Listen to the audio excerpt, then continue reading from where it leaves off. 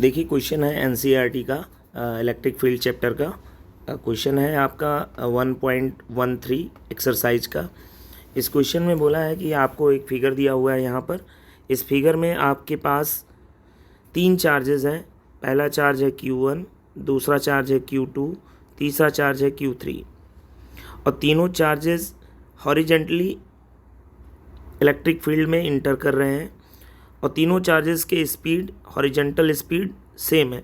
Vertical में तीनों के पास कोई स्पीड नहीं है, तीनों की वर्टिकल वेलोसिटी स्टार्टिंग में 0 है। ठीक है, तीनों के पास अलग अलग मास है m1, m2, m3। तीनों के चार्जेस अलग अलग हैं Q1, Q2, Q3, बट तीनों के इनिशियल में हॉरिजेंटल वेलोसिटी है ux, तीनों की सेम है। हॉरिजेंटल वेलोसिटी तीनों की क्या है, सेम है। इस बात का ध्यान रखना है आपको। अब आपसे क्वेश्चन में ये दिया हुआ है तीनों चार्जेस जब इलेक्ट्रिक फील्ड में अंदर गए, अंदर जाने के बाद पहला चार्ज में y1 डिस्प्लेसमेंट हुआ अपने ओरिजिनल पाथ से। ओरिजिनल पाथ आपका ये है, इससे आपका y1 डिस्प्लेसमेंट हुआ। ठीक है, दूसरे चार्ज में ओरिजिनल पाथ से y2 डिस्प्लेसमेंट हुआ, तीसरे चार्ज में y3 डिस्प्लेसमेंट हुआ। आप यहाँ देख पा रहे होंगे फिगर से एकदम क्लियर है कि y3 डिस्प्लेसमेंट सबसे ज़्यादा है y1 से भी और y2 से भी।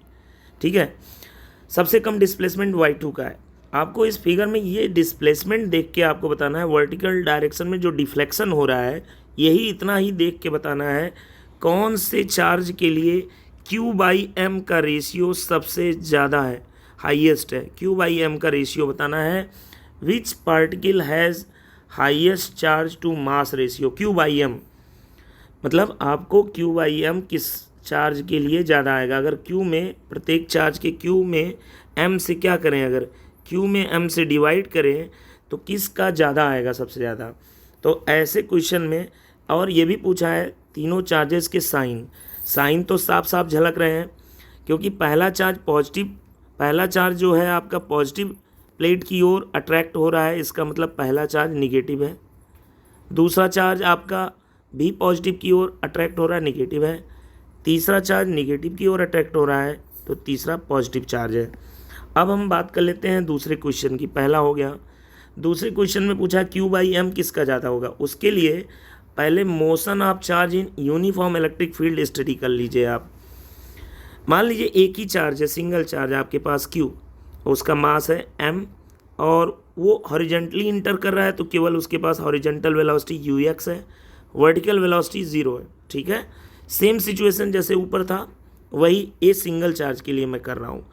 मान लीजिए ये इलेक्ट्रिक फील्ड में आगे जाता है तो इसका पाथ देख रहे हैं, माइनस की ओर अट्रैक्ट हो रहा है, ये पॉजिटिव चार्ज मैंने लिया है। ठीक, अब ये देखिए यहाँ पर इलेक्ट्रिक फील्ड में जब अंदर जाते जाते यहाँ पे इलेक्ट्रिक फील्ड +2 डायरेक्शन में है। जब ये चार्ज अंदर गया तो माइनस प्लेट की ओर अट्रैक्ट हुआ, तो इसमें टोटल डिस्प्लेसमेंट निकलते निकलते जब इस फील्ड से बाहर आया तो टोटल डिफ्लेक्शन कितना हुआ है, देख पा रहे हैं आप, y डिस्प्लेसमेंट है टोटल। अब ये y डिस्प्लेसमेंट चलिए निकाला जाए, उसके लिए हम एक फार्मूला यूज करेंगे, S = होता है ut + हाफ at²। ये डिस्प्लेसमेंट है S, ये u है इनिशियल वेलोसिटी, t है टोटल ट्रेवलिंग टाइम, a है एक्सेलरेशन और t है टोटल ट्रेवलिंग टाइम। पहले आप ट्रेवलिंग टाइम निकाल लेते हैं, कितना है ट्रेवलिंग टाइम। ट्रेवलिंग टाइम कितना हो जाएगा, from point A to B, अगर हम देखें A से B तक गया है चार्ज, A से B तक हमारा चार्ज गया है, यहाँ से यहाँ तक का टोटल टाइम अगर निकालना है तो ये देखिए, ऐसा निकालने के लिए हमें क्या करना होगा, टोटल टाइम निकालने के लिए ये इमेजिनेशन कीजिए, यहाँ पर ये देख पा रहे हैं आप, A से B तक जब वो गया है तो इतनी ही देर में, मान लीजिए T टाइम में गया है, A से B तक का टाइम T है, मान लीजिए A से B तक का टाइम T है, तो इतनी ही देर में हॉरिजेंटल कितना डिस्टेंस ट्रैवल किया, मान लीजिए D distance, horizontal T time में कितना डिस्टेंस ट्रैवल किया, D distance, vertical T time में कितना डिस्टेंस ट्रैवल किया, Y डिस्टेंस। ठीक है, मान लीजिए हॉरिजेंटली कितना डिस्टेंस ट्रैवल किया, D डिस्टेंस, उतने ही टाइम में, जितने टाइम में A से B तक गया है, A से लेके कहाँ तक, B तक गया है, वो उस पाथ में मान लीजिए T टाइम लेता है, तो उतनी ही देर में उसने क्या क्या किया, हॉरिजेंटली D डिस्टेंस ट्रेवल किया, टी टाइम में और वाई डिस्टेंस वो नीचे की ओर आ गया उतनी ही देर टी टाइम में। ये तीनों टाइम सेम होगा। ये वाला टाइम जितनी देर में ए से बी तक गया है, ये टाइम अगर टी है, उतनी ही देर में इतना हॉरिजेंटली भी हो गया डी डिस्टेंस, वर्टिकली उतना ही टाइम में वर्टिकली डिस्प्लेसमेंट ट्रेवल किया है। तो टी टाइम में सब जगह टी टाइम सेम है। तो अब टाइम टी निकाल लेते हैं। टाइम इक्वल टू कैसे निकाल सकते हैं, देखिए ज़रा ध्यान से। आप चाहे तो यही फार्मूला यूज कर लीजिए ऊपर वाला। ज़रा देखिए इस क्वेश्चन में ऊपर इस एक्सप्रेशन में ज़रा ध्यान दीजिएगा। एस की वैल्यू डिस्टेंस है, हॉरिजेंटल हम पहले इस इक्वेशन को अप्लाई कर रहे हैं। चलिए हॉरिजेंटली हम बात कर रहे हैं, हॉरिजेंटल मोशन की बात कर रहे हैं।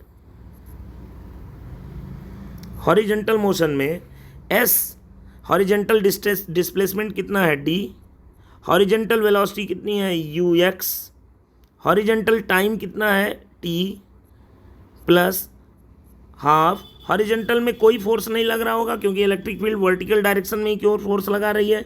तो एक्सेलरेशन ए का फार्मूला होता है F/m इंटू टी स्क्वायर। चूँकि हॉरिजेंटल में कोई फोर्स नहीं है इसलिए F 0 हो जाएगा। तो यहाँ से टाइम निकल के आपके आ जाएगा D/UX। अब इसी इक्वेशन को वर्टिकल मोशन में लगा दीजिए। वर्टिकल मोशन में अगर इसी इक्वेशन को लगाएंगे तो S equal to vertical displacement क्या हो जाएगा, Y है।